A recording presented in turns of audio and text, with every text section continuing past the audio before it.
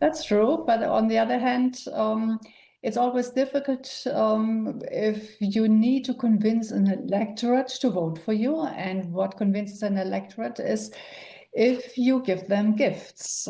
So there are quite a few things that pleases the electorate, so that things that they can use immediately. And that actually then means it's not so easy to agree in the government that you should tighten the belts now and focus on stuff that really helps in the future, but is not immediately pleasing to the electorate.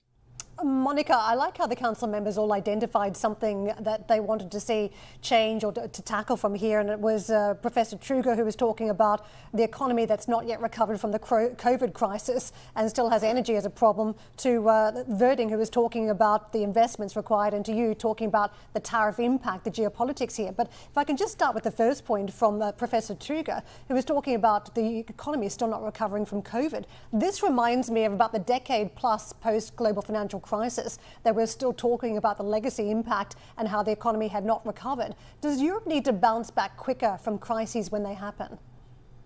Yes, that would definitely be a good idea. But for this, we need to be alert. We need to be agile.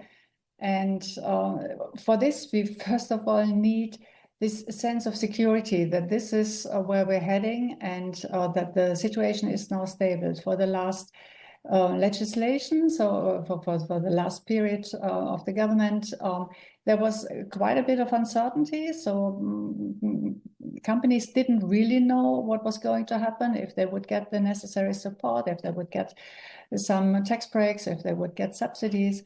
So they were actually reluctant to invest. This could be changing now with the new government, and if they come up with their new rules immediately and tell what the money will be spent on, that is available now with the debt break reform. At the same time, one has to say there is a lot of uncertainty due to the tariff policy that the US government imposes, and that definitely is not something that stimulates growth. The reality is crises come along and you need to react to them and then move ahead. And the reality is one of the big sectors impacted from that COVID crisis was the auto sector. And we know the supply chain disruptions that hit to what we're seeing today, where there's, of course, still transition happening and now more tariff threats coming into the mix here. What is the threat of that tariff impact for big sectors like auto, in your view, where I think German industry identified 140,000 jobs could be lost in Germany by 2035? What sort of support is required here? So the problem here is not so much supply chains anymore. The problem now is whether you can export, whether you can sell your products around the world, and in particular in the US. So this is now under threat, and therefore it's not clear how companies will react. Some will react by actually moving production to the US, but always having in mind that the situation in the US may change rapidly. We see Trump raising tariffs in the morning and lowering it in the evening. And that, of course, makes a bad ground for investing. The German economy has been built over the last several decades on industries now that are struggling to adapt to the needs of the modern world. The auto industry, for example, we've got the incumbents trying to transition. At the same time, the government is planning to pour money into the defense sector. How can policy help transition some of the facilities, some of the employees of these so-called old world sectors to be used fit for purpose for the future? For example, auto plants, using them for defense manufacturing in the future. Clearly, there's the potential here, a big opportunity to use a lot of the infrastructure that's already there in Germany, but for a different purpose. That's indeed a chance, and a chance that we should seize.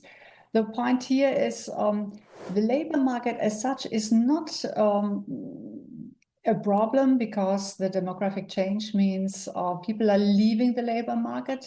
We need skilled labor anyway.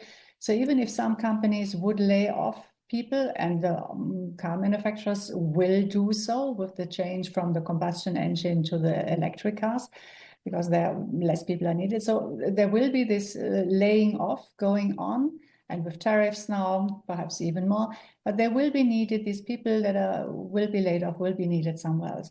What we need to do now is we have to ease this transition by actually bringing people from one company to another company where they're needed without first sending them into unemployment and then, with a lot of effort, recruiting them back again. We also need to help them by fostering reskilling so that they learn what they need for their next job. And if we do all this, then actually I'm not concerned that the labor market will suffer severe issues.